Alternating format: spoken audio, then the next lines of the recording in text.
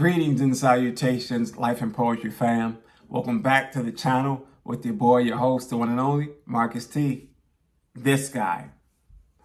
And welcome to Poetry 102 with me, Marcus T. Right? Oh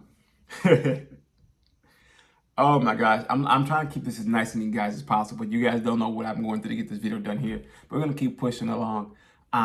So if you guys have watched the previous video, the video came out prior to this one here. I introduced what we're going to be doing here with the Poetry 102 series. It goes in correlation to Poetry 101. We're going more in depth into poetry and writing in general. I remember, just as I said in Poetry 101, even in, I believe I said in the intro video to this here, that these tips, tools, and techniques don't just sit in poetry. They transcend through writing in general. Whether you're writing novels, short stories, children's stories, whatever it may be, you can use these here, implement them in your work, right?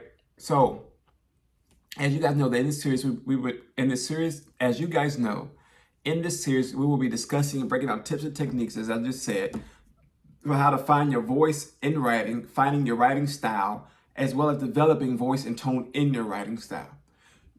Throughout this series, I have it set up where I'm going to break down certain pieces through this here so that you guys can have something to hold on to as you're trying to elevate yourself in your writing and trying to get your and as you elevate yourself to the next level of writing, you're able to have something to hold on to and to refer back to, right? In simplicity that possibly I'm hoping can help you get to where you want in your writing, right? So in today's video, we will be simply discussing or breaking down what voice means in literature, as well as what voice means in poetry specifically, and a few examples of voice in writing, and as well as what it is in poetry, specifically in poetry, right? So, what is the definition of voice in writing, right? Let's go there first, right? By definition, in literature, voice refers to the rhetorical mixture of vocabulary, tone, point of view, and syntax that makes phrases, sentences, and paragraphs flow in a particular manner, right?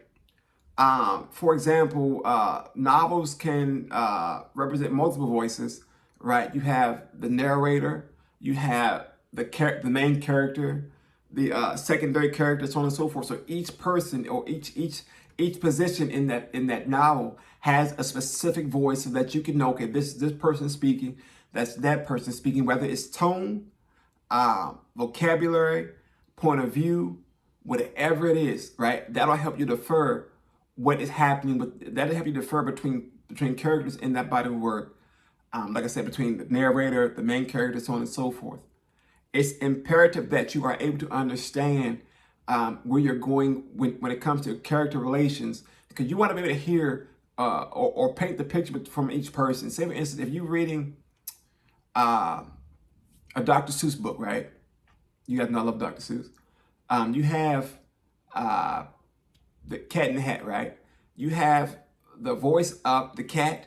You have the voice of maybe thing one, thing two, the children that's in there, and they come together to paint this picture here, right? That's the base definition of voice in writing, right?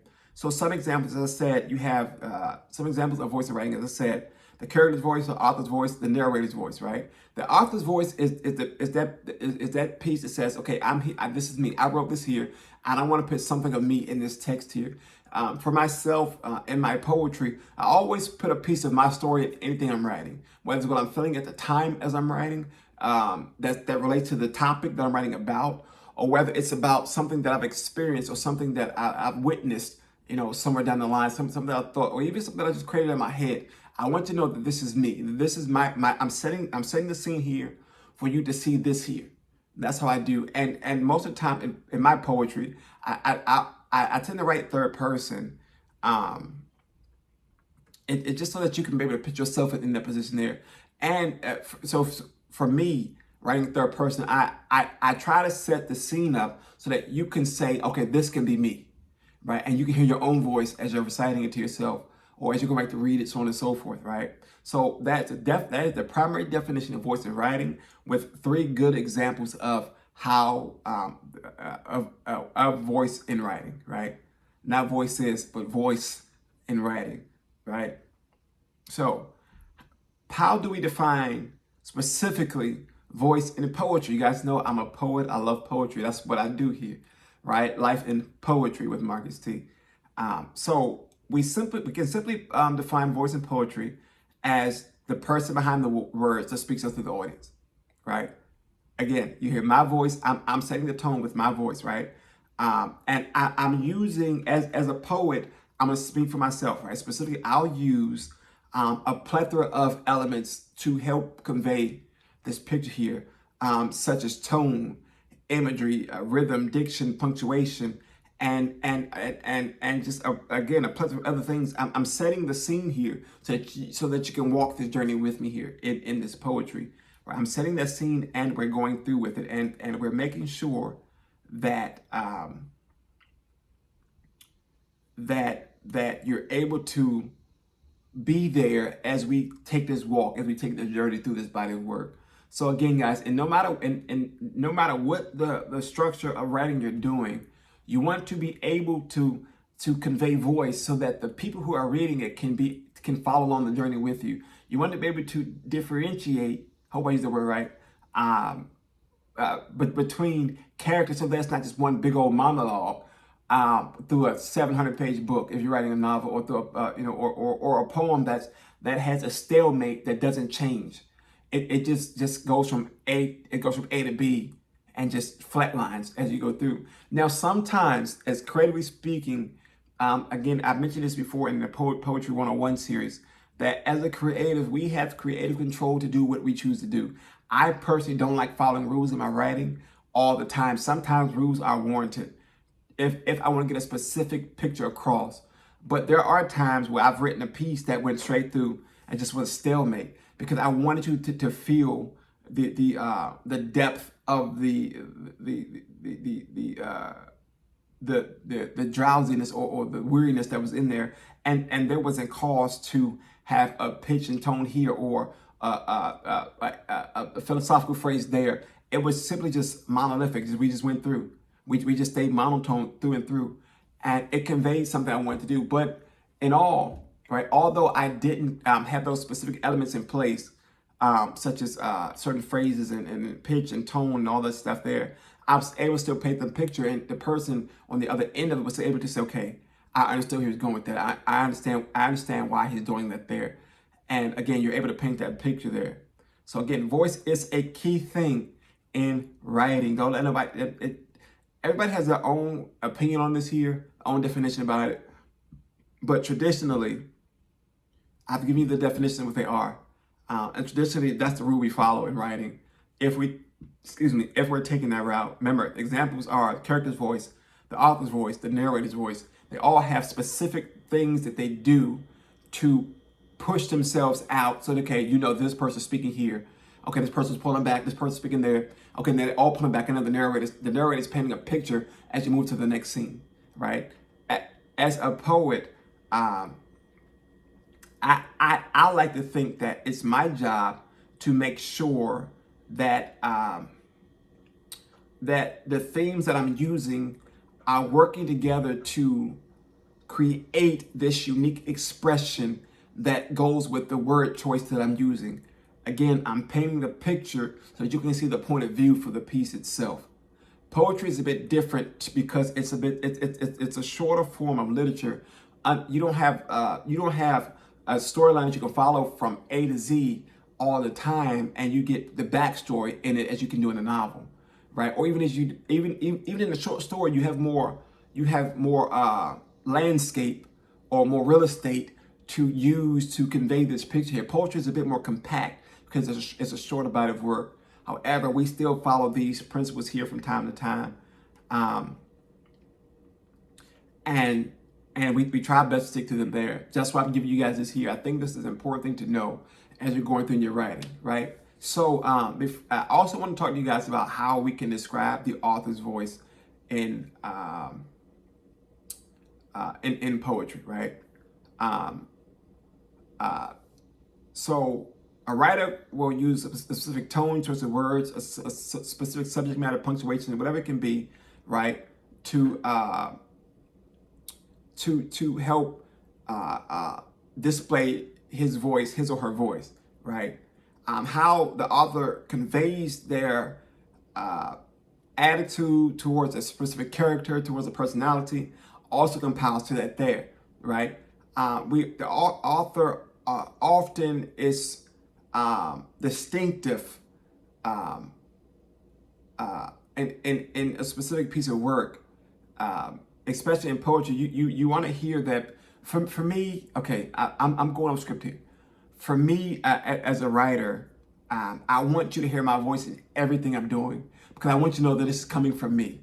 I want you to know that I didn't pull this from somebody else. I'm not trying to piggyback off somebody else, oh, this over here, this and the third. However, there are times where you may see yourself compiling the techniques of other writers as you're forming your own. Like I said, I believe I've mentioned this in the Poetry 101 series, if I'm not mistaken, that oftentimes to find where you are, you have to first mimic something else, right? And that's fine. Everybody that will come off the back say, okay, I have my groove. Oftentimes, more often than not, it takes a person time to be able to find where they sit, where they stand, where they can walk, where they can run in their writing.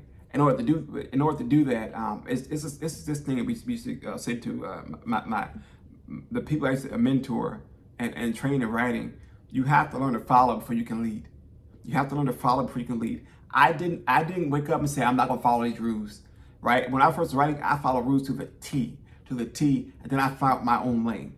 Right? I found my lane and I stuck with it. I pushed through, right? So that's what I encourage you in these, as we move through these videos here. I encourage you to take what I'm giving you guys and hone in on it so that you can perfect your skill, your voice, your craft as you're displaying your work, or as you're publishing your work, or even as you just presenting it to the world or to your peers, whoever you're presenting it to, because it can go a long way. And I want you guys to be able to say that you have done everything you can and gained every piece of knowledge that you could to perfect what you're trying to do.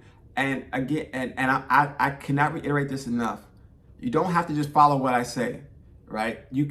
I challenge you to take this here and go out and research more on your own, so you can get more in depth. If you want more in depth about something there, you can have that. I challenge you to do just that. I challenge you to say, you know what? Marcus T gave me some knowledge over there with life and poetry, but I want to learn more about it.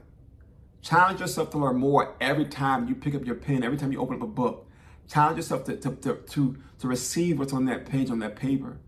It will go a long way. Even hearing someone else's work, hear how they use rhetoric and tone, vocabulary, and all these things to paint these pictures here, you can see, okay, oh wow, that's what they did there. And you start to get an ear for it, and it becomes second nature at a certain point in your writing as you're moving forward. So again, guys, I challenge you to do all those things there, especially as we're moving through this series here. I believe this is a 6-part series for how to find your voice in writing, finding your writing style, tone, and all those other things. But just stay along, guys, and I pray as always that you guys have to take something from this here. I encourage it to be so. And everything and above. Literally, this is what I'm here to do. I'm here to teach you guys. I'm here to share what I know, so that you guys can become better writers. If you choose to be a writer, if not, that's art as well. You can take this in any. You can take this if you're writing an essay somewhere, right? You can use these tips, tools, and techniques. To, you know what? Let me paint this picture as I'm going through this essay here, right? As you're writing your thesis statement, your body, and then your conclusion. However you choose to write your essays. Again, these tips go a long way, and they transcend through literature. It isn't just poetry. Again, novels, short stories, children's stories, whatever it may be. Hone in on this here. Use it, use it, use it, use it, and perfect it as you move forward. Don't give up no matter what happens. I know it may get hard from time to time, because for me, finding my specific voice in poetry wasn't an easy thing. It came over time, but it took time to get there, right? And I learned that just as many things in life, it's a marathon, not a sprint. But once you get to that finish line, the accomplishment that you feel is so amazing. It's ballistic. Trust me when I tell you, it's an amazing feeling. But again, guys, this is the Poetry 102 series, where we just went over the base definition of voice in literature and what it means in literature as a whole, and specifically in poetry. And before we close out, I want to tell you this here, right? I want to tell you this here. Don't be afraid to pursue various writing styles, right? Don't be afraid to do it, right? And hear me when I say this here. Understanding that, understanding the writing style that you're pursuing and honing in on your own specific one, right? As you went through that plethora of writing styles you want to write through, right? You find your niche, right? You hone that, you get it, you grab hold to it, right? That will help you in developing a strong voice in your own style. Understanding various writing styles and pursuing them, right? Catching yours and understanding yours completely will help you develop a strong voice in your own style. I challenge you and I encourage you to do that, guys. Life with your family. We're going to close this video out here, but stay tuned this week here as we drop part 2 of the Poetry 102 series, which will be the 5 steps to finding your voice in finding your voice in writing. That will come out Thursday of this week here. Again, guys, take hold of this here. Take hold of it. Take hold of it. I believe it will come out Thursday this week here, which is I don't know what date it is. This does come out Thursday this week here. This video's coming out, but this video's out here on a Tuesday. So yeah, Thursday this week here, and it will be that way as we move through the month of September, which is solely dedicated, or primarily dedicated to this series here. 6 parts, 2 episodes a week, 2 parts a week, or 2 episodes, 2 parts, however you want to name it, a week here. Again, I don't want to bombard you with so much information here, but I pray that this helps you out in any way, shape, fashion, or form possible. And yeah, your voice. Let's find it. Let's find it. And let me help you find it. Let me help you. Let me walk with you through these steps here. And even as you may walk with me through certain steps, right? I challenge you to do this. I challenge you to share this video with anybody who wants to perfect their writing, wants to get to a better space in their writing. I challenge you to hold this for yourself as well if you are in that lane of literature, of writing in your own. And yeah, guys. So again, we're gonna close out here. Thank you guys so much for being a part of the series here. Don't forget to like, comment, share, and subscribe to the channel. Turn on that notification bell. And just be excited as we go through this here. I'm excited. I want you to be excited as well. I love you guys so much. Thank you again, guys. Thank you for rocking with me and allowing me to rock with y'all. And as always, stay safe. Be blessed. Until next time, we out. Peace.